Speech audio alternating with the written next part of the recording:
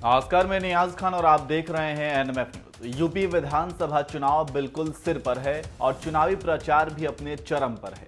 पहले चरण का मतदान 10 फरवरी को शुरू होने जा रहा है। आपने यूपी के मुख्यमंत्री योगी आदित्यनाथ को 80 बनाम 20 की लड़ाई वाला इंटरव्यू जरूर सुना होगा, जिसमें उन्होंने कहा था कि यह लड़ाई 80 और 20 की लड़ाई है। उनके इस बयान को 80% हिंदू और 20% मुसलमान से जोड़कर देखा गया था। हालांकि योगी आदित्यनाथ ने यह स्पष्ट नहीं किया था कि वो 80 और 20 में किसकी बात कर रहे हैं, लेकिन अब योगी आदित्यनाथ के मुताबिक इस आंकड़े में और कमी आई है। योगी ने दावा किया है कि सूबे में पहले चरण के मतदान में अब 80 बनाम 20 से घटकर 90 बनाम 10 की लड़ाई हो गई है। लोगों ने वैक्सीन लगाया है, 100% लोगों ने पहली डोज ले ली है और 72% लोगों ने सेकंड डोज भी ले ली है। भाइयों बहनों, ये जो डबल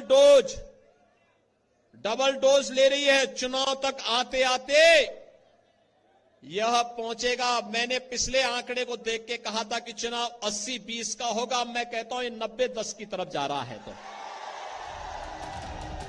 योगी आदित्यनाथ शामली जिले के दौरे पर पहुंचे थे, जहां मुख्यमंत्री योगी ने जिला अस्पताल का दौरा किया और कोविड-19 के लिए की गई व्यवस्था की समीक्षा की। इसी दौरान योगी आदित्यनाथ ने शामली और थाना भवन क्षेत्र में भाजपा प्रत्याशियों के पक्ष में आयोजित जनसभाओं को संबोधित भी किया और विरोधियों पर जमकर हमला करते हुए कहा कि ये दो लड़कों की जोड़ी डार्क जोन वाली जोड़ी है। इनके समय में हैंडपंप ने भी पानी देना बंद कर दिया था। याद करना, ये दो लड़कों की जोड़ी तो डार्क जोन वाली जोड़ी है। ये इनके समय में हैंडपंप ने भी पानी देना बंद कर दिया था।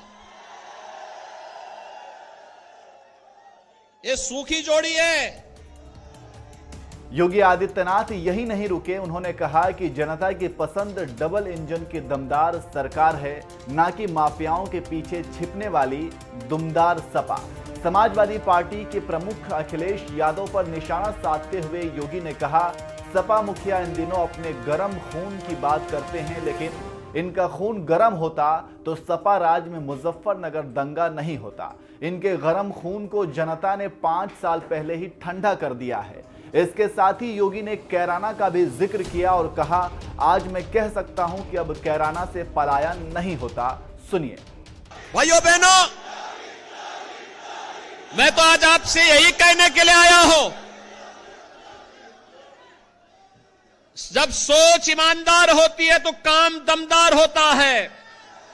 आपको दमदार सरकार चाहिए या दुमदार सरकार चाहिए? तो भाजपा की सरकार तो दमदार सरकार थी और दंगाइयों के सामने झुकने वाले लोग दुमदार थे, दुम दगा करके चुपचाप छुप गए थे।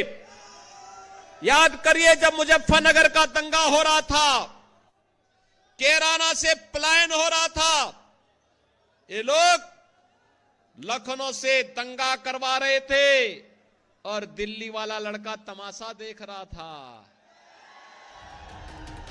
तो इस तरह से यूपी चुनाव से पहले लगातार चुनावी मैदान में गर्मजोशी देखी जा रही है और अपने विरोधियों पर हमला किया जा रहा है। हालांकि पार्टियों द्वारा आरोप प्रत्यारोप के बीच इस बार जनता यूपी की सत्ता किसे सौंपती है, यह देखने वाली बात होगी। आपको क्या लगता है, इस बार जनता किसे अपना सीएम बनाएगी? कमेंट करके जरूर बताएं।